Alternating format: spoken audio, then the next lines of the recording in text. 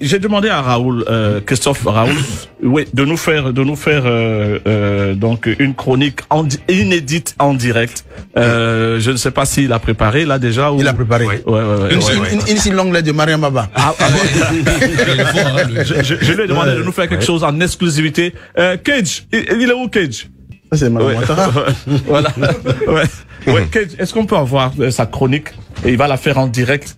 Et tu lui restitueras le son pour qu'il puisse justement il faut mettre une petite musique en bas. Voilà. En exclusivité, Raoul Christophe Bia de Vision 4 sur Nostalgie et NCI. J'espère que ton portable est bien chargé. Parce que ça c'est teint là, c'est foutu.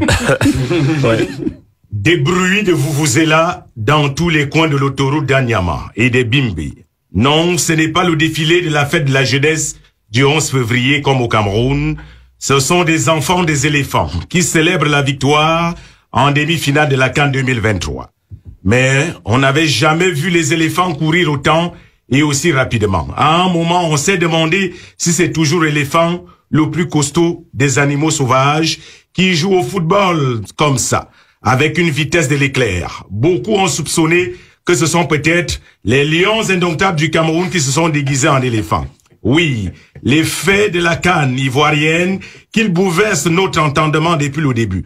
On est tenté de s'inscrire à l'école mystique pour comprendre l'épopée mythique de l'équipe au parcours atypique dont les joueurs courent sur le terrain comme si nous étions dans une course épique. C'est donc ça la Côte d'Ivoire, un pays que personne ne peut expliquer, qui fait toujours ce que personne n'a jamais fait et qui arrive à étonner elle-même. Mais d'où leur vient à ce peuple des enfants de la forêt tropicale d'Afrique de l'Ouest qui ont su trouver l'énergie et le courage d'être aujourd'hui le pays des éléphants où tous les enfants se comportent comme des prêtres du Vatican. Et pourtant, leurs filles que nous avons vues dans la rue ne s'habillent jamais comme au couvent. Nous sommes le 13 janvier 2024. La Côte d'Ivoire a démontré au monde son savoir-faire. Une cérémonie d'ouverture d'envergure et dont certains ont dit qu'elle a porté un pantalon sans ceinture. Des comparaisons sans raison ont fait le bonheur des TikTok, des clashs entre des gens du continent devenus par la force des choses pendant cette CAN, les gens des condiments. Et donc la galaxie a pris tout le terrain. La Côte d'Ivoire a dit que sa CAN s'appelait l'hospitalité et qui assure la sécurité des personnes et des biens. Plusieurs étrangers ont même voulu emménager pour vivre ici en Côte d'Ivoire, voyant une telle sécurité. Nous qui sommes venus du continent, revant de la coupe, nous sommes tombés en déroute.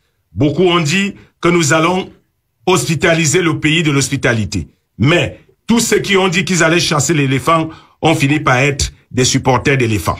Qui a oublié qu'au début, tout semblait cuit pour les éléphants lorsque les chirurgiens nigérians ont opéré les 20 côtes et les genoux d'éléphants et que les cardiologues équato-guinéens sont venus ouvrir la cage thoracique et donner des crises cardiaques à tout un pays. Mais cette Côte d'Ivoire a montré sa force de caractère. Elle est sortie de l'enfer et a commencé à cracher du cratère. Les Sénégalais vous en diront quelque chose. Voici donc Éléphant, qui est devenu gagnant et qui rêve plus que jamais de soulever le trophée. Éléphant a désormais l'habitude de manger les aigles, même si ceux de demain sont dits super aigles. Et on le dira avec l'accent ivoirien que oiseau qui a vu caillou qu'on a ramassé ne peut plus mourir par ce caillou. Éléphant devra donc éviter que Super Eagles voit son caillou et comme on dit au Cameroun, celui qui tombe 2 fois dans un même piège est ami avec ses piégeurs. Il n'est donc pas question de faire des affaires comme chez nos chers voisins demain à Epimpe, qui devra donc se souvenir de son épopée de la piscine olympique pour stopper les aigles et les noyer définitivement, s'emparer de la 3e étoile et clore un festival unique d'un comeback historique pour une CAN tout simplement magique. Voilà. Bravo. Le texte est très beau, structuré, les mots sont choisis. Clavier lexical adapté. Faudra garder les applaudissements dans la rubrique. Je t'en supplie, Raoul Christophe, jeune frère. Voilà.